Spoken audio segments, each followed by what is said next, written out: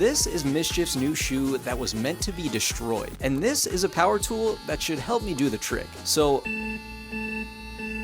here we go. Now I started toward the bottom of the shoe to try and get a feel for the whole process, and I quickly saw some of these hidden colors start to reveal themselves. Now the story behind these is that they're supposed to resemble the candy called a Gobstomper, where different colors show up as you get closer to the center. And that's exactly what's happening with these shoes, so much so that MSCHF actually calls these the Gobstompers as a little play on the word. Now the goal for me here was to see exactly how much of the shoe actually had additional colors beyond the top layer, and it almost felt like a scavenger hunt just destroying away, but at every turn I just kept finding more and more colors. I started to notice a pattern that the yellow color would be revealed first, and then the red color seemed to be at the bottom. But one big problem kicked in when I moved from the rubber midsole to the suede upper, because it started making a huge mess. The little fibers on the suede started going everywhere. But once I thought I hit all the different areas, I had to brush them off to see how I did, and then get them laced up to check out how they look. And while the process maybe isn't the most practical, the whole idea behind these is actually really cool.